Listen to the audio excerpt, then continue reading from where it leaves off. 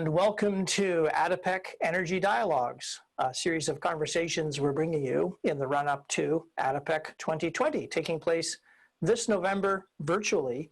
And this is a series of conversations with industry-leading analysts and experts where we explore the challenges facing the industry at a specific focus on digital at this time in the energy industry cycle. And today I'm delighted to be joined by Nate Clark, who is Deloitte US leader for the oil and gas industry vertical. Nate, welcome to ADIPEC Energy Dialogues. Thanks so much, Jeffrey. It's always great to speak to you.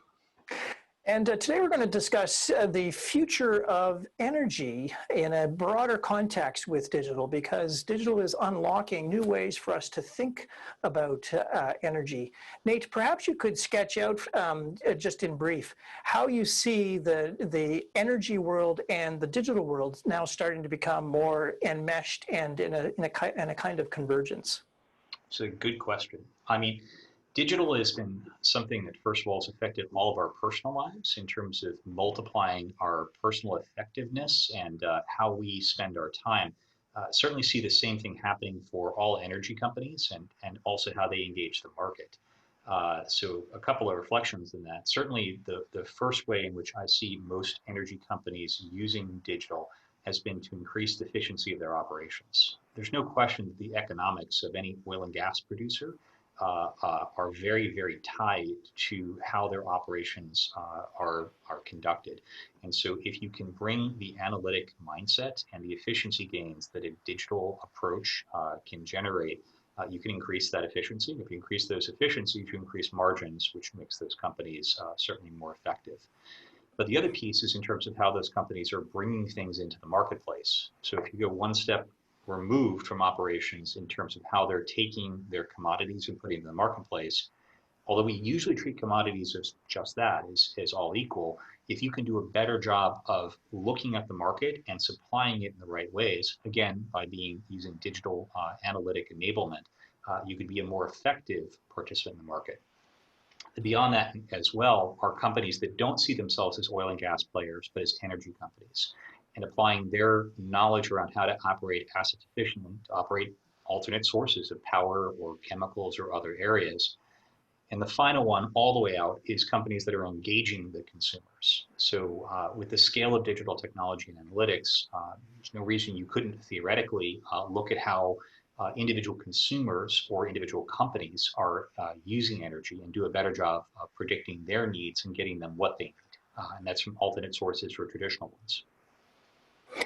In a future world of energy, does this imply that the customer relationship might now suddenly be in play? Certainly, and that's a very exciting portion of this. So a customer relationship is always incredibly valuable. And although in many cases, traditional oil and gas companies have considered themselves a little distant from their customers because they're supplying, at least on the upstream side, into an overall global market.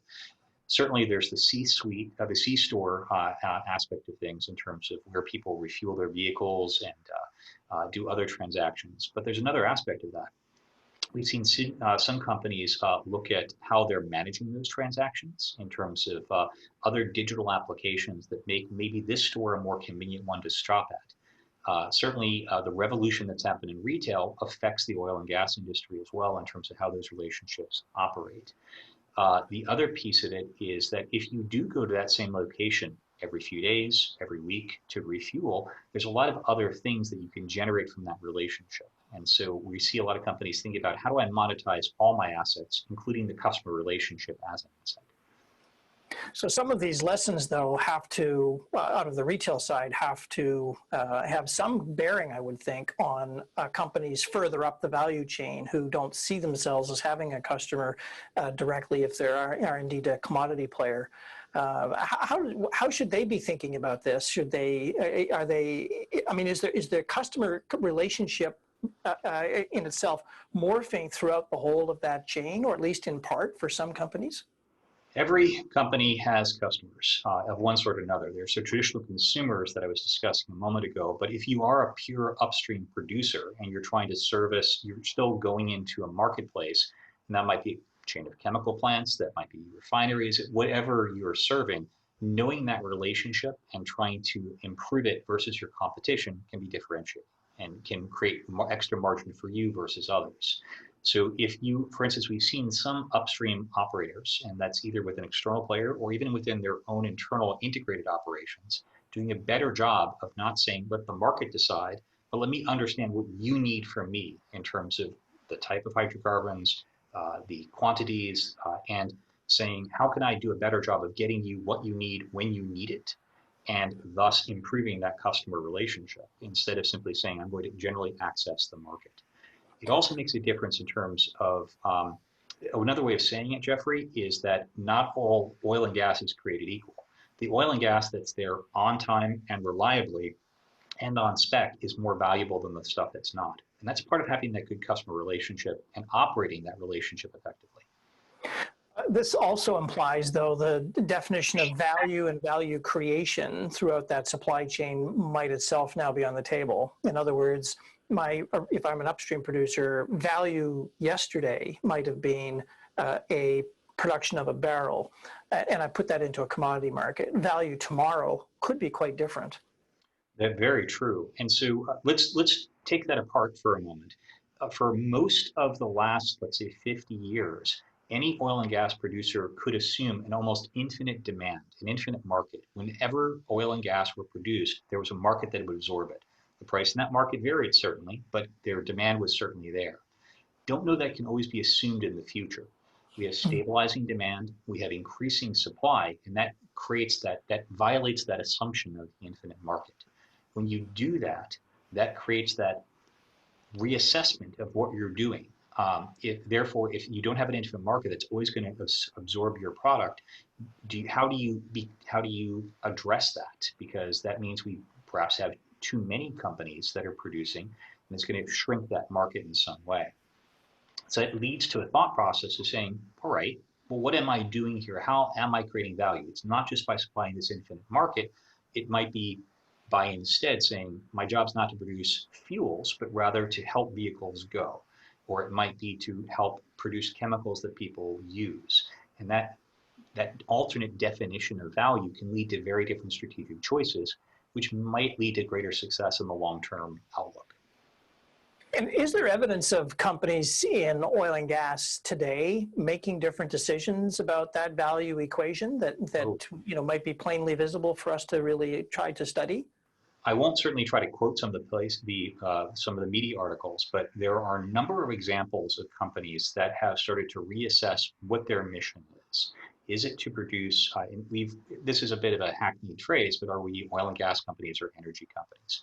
And so we've seen certainly some companies start to engage in a different relationship with their retail customers, or also engage in different partnerships with areas that are, say, non-traditional. Partnerships in terms of companies that engage customers on more of a retail and consumer level to say, for instance, my job may not be to deliver fuels into an infinite marketplace, but rather my job and my value creation is to help that vehicle go. And so I'm going to have a direct relationship with the customer. So maybe they subscribe to a fuel delivery service. And maybe that allows me to change over time. If that customer shifts to maybe an electric vehicle, maybe I don't deliver fuel to that customer. Maybe I deliver charged batteries or battery exchanges. And that allows me to expand in other ways. Maybe I can also make sure the lubricants are good in that vehicle, or any other things that the incredibly valuable customer relationship can garner.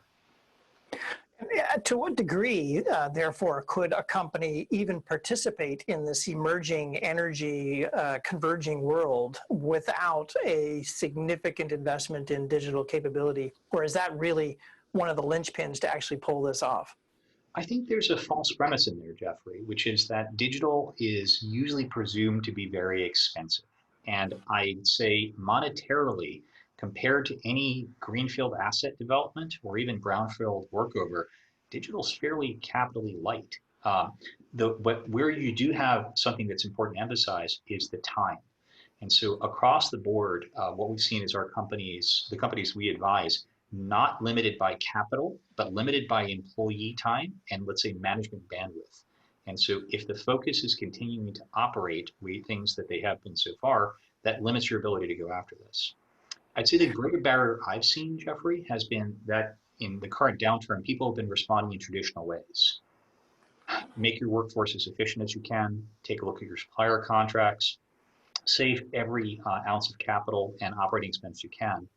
But there's that opportunity to invest, sometimes not in very expensive ways, in trying to create that digital future. This capital light formula, though, when you think about it, means that I need to free up capacity somewhere in my organization, people time, which is now the constraining factor, so that I can deploy it into these newer and more creative ways of business. Does this imply a step up in investment in work process so that I can free up that capacity? Is this one of the places where digital is bound to find a play in oil and gas? This is one of the more difficult ones because there's no question there's a choice to make. There's that hour of time for a key employee to concentrate on this versus something else. So I certainly cannot say there's not a step up in investment, but I also think there's a virtuous cycle, and we've seen this in several companies. Small investments in digital free up employee time by automating routine tasks, to also improve the quality of those tasks. That freed up time and freed up capital allows you to then reinvest and then reinvest and reinvest. So the key thing here is that yes, there's an incremental investment, but it can be a small one to start that then snowballs over time to improve. And if it's done correctly, this is not usually something that requires, let's say, board level decisions, but rather only incremental management ones. That said, I don't want to underestimate the cultural change here. Taking on projects this way in an agile or digital fashion is very different from how most companies have done things in the past. Yeah, there's no question there is a significant cultural challenge and shift that the industry will have to go through to embrace things that move this fast in an industry that actually is much more risk averse and cautious. And so to what degree is the industry actually evolving and moving to embrace agile ways of working? I have seen a lot of success with this. And I think I've seen the clients that I work with have made the transition fairly quickly. And the interesting thing, it's easiest to illustrate it with a bit of a story. Almost every client I work with goes through the same stages. The first is a stage of doubt, where this is, I don't understand, this is very different, I'm uncomfortable. And then the client takes the jump and said, fine, I'll try and experiment with a project or two. And after that, they become very strong advocates. I have yet to see an agile project where people who have both done traditional waterfall type execution and agile, where people have not said this is the agile methodologies are a far better way of doing things. Now, certainly have I seen mistakes and I've seen other opportunities for improvement to help companies take this on? Yes. But as long as you can overcome that initial resistance, this tends to work pretty quickly. Now, this said, it does take an investment of time to make that shift as well. But I'd say the time is less, if taking to the leaders who are watching today, the capital and time investment is less important. The critical factor is investment of management capital. Leaders need to say, I want to take this on. I want to permit my teams to make mistakes and attempt this. And the companies I've seen who've made the transition most quickly have had the brave leaders, the ones who are willing to invest their leadership capital and saying, I want this to happen. And I'm okay with you guys making some wrong turns along the way. There's been a perception as well in industry that digital has failed to deliver. And lots of money going in, the value and the benefits not being manifest either to the scale or to the having the level of impact that management likes. How do you square that with clients who are embracing Agile and discovering that as they kind of progress their way through adoption, that they actually are getting benefits? This is one of the most frequent questions I engage with people on, and there are a couple of dimensions to it. So first of all, if you are struggling with it as a company, you're not alone. I think the reason it's hard is because we're used to looking at big investments and evaluating their return. And it's fairly straightforward to do so. We've all talked about ROI or various mechanisms of looking at how a lot of money went into something and what return that created over time. The problem with digital, if you do it right, it's lots and lots and lots of little projects. And so I had a client describe it in the way I liked. which is that if you're looking at a beach, you don't try to measure the value of every grain of sand. And that's one of the more common mistakes I've seen. Clients that we work with attempt to measure the value of, let's say, a 12-week sprint executed by 5 people. So the first thing we usually talk about in terms of doing this well, and also making sure you are seeing the value that digital is delivering, is evaluate the program, not the projects. Make sure you're scoping it the right way, and also make sure you are looking at the right time cycles. So another thing we discuss is leading versus lagging indicators. It is unquestionable that you should be looking at economic fundamentals such as revenue, margin, etc., in terms of the success or failure of a program. The problem is that small digital projects take time to have effects on those metrics. And so taking a page from some of the high-tech sector, they don't necessarily take a look at one little project and say, how is that affecting sales? They take a look at how all those projects are going on overall, coming together to affect how, let's say, uptake occurs. So as an example, something we encourage companies to do is if you have a project to improve some aspect of your operations, don't just measure operational cost, measure uptake as a leading indicator. If the field force is very happy at their option to start using this, and you can see that people are voluntarily gravitating to a new way of doing things, it's a strong indicator there's a reason for it. That's whether it's improving their jobs in some way, making things safer for them, and that you'll see over time the impact on O&M. The final piece, and I'd say this is the most dangerous that I've already referred to, is that with the downturn, everyone's used the traditional methods, which is let's cut headcount, let's cut head contractors, let's put pressure on our suppliers. And this works and is necessary, but at the same time, the challenge is cutting the investments that are going to help you be successful long-term versus managing your short-term costs. So one of my takeaways from this, Nate, is that the concept of putting programs of change together, not just discrete projects, trials, and tests. And, the results are not going to show up if companies are taking too small a window on change. Are we, is oil and gas real?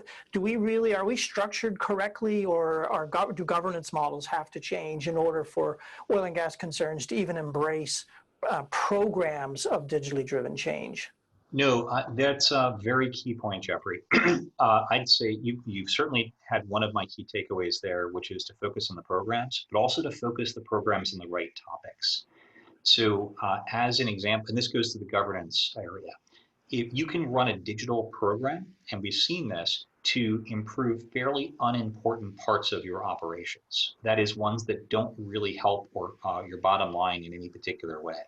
So if I had, and again, it's not the capital, it's the employee time. If I could take a top-notch digital team and focus them on well construction time, if I could focus them on working capital, or I could focus them on other important aspects of my operations, but for instance, aspects of my finance processes and how fast I close my books. All of those are important areas of my company. My ability to improve operations is going to have a much higher impact overall on my company. So we call this the random acts of digital problem. And random acts of digital in the sense that if you have self-directed efforts, you can generate a lot of brilliant, innovative ideas, but they could be only in the areas that are local to where those employees are working versus encouraging and incenting work on problems that are very large. So as an example, we've seen companies invest time in improving how employees park or how coffee is delivered. Those are interesting, but they're certainly not going to deliver the value that digital can. Certainly not in the context where we acknowledge at the start that the entire customer relationship now is in play. The whole definition of value may now be shifting. We may be headed into a period of structural mismatch between supply and demand, and to be aiming digital energy at minor items looks to be particularly ill-guided at the moment. Yep, but that's where also it's a management opportunity. And so I personally, certainly a core message from me here today is that these don't cost a lot of money compared to other investments any energy company makes. The expensive thing is the leadership time. So any company has leaders that are effective change agents, can make major change, And there's a lot of momentum within companies that those individuals gravitate to traditional operations roles, as opposed to let's rethink how the operation works entirely. So making a serious choice as to where you spend your best and brightest is a very important aspect to this. Let's just close off this conversation, Nate, on the question of the pandemic, which has been a major driver of change in the broader cut of society.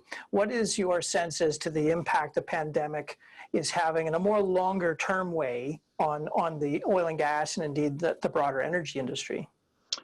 Certainly, the pandemic has well-documented effects in terms of demand for fuel and for some of the major consumers of energy in the economy, both in terms of packaged goods, in terms of transportation, and then the follow-on effects in hospitality and other industries.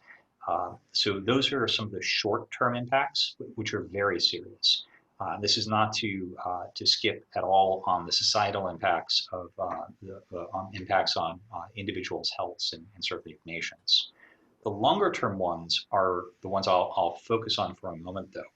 What I have seen is that the concern and doubt around being able to work virtually have largely been erased.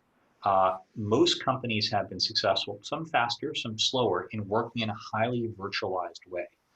And by removing a concern that employees can't work in the same place, we've seen some companies go in the direction of saying, how can we fully virtualize? Does every plant need its own engineering staff and its own operations center, or can we centralize some of those? Or, and we say centralize, is that an organizational centralization only, as opposed to constructing new facilities or doing other, taking other type of control center type activities? Also, if I'm virtualizing even across my own employee base, can I be more virtualized with my suppliers? Is it easy for me to ask my ecosystem to do more things for me? And so in a lot of ways, the pandemic has been very challenging for society and certainly has has serious impact short term. I think it's a very big accelerant to how digital is being looked at. The final piece is that with the downturn, it emphasizes tremendously the need for increased efficiency. So I think it's given digital an even bigger burning platform. Nate, it's been great to talk to you today, and thank you very much for joining me on Energy Dialogues, and love the bow tie. Oh, I thought you were imitating me, Jeffrey. So thanks. Great talking to you as well. This has been another episode of ADIPEC Energy Dialogues, and please tune in again in the near future for another installment. Bye for now.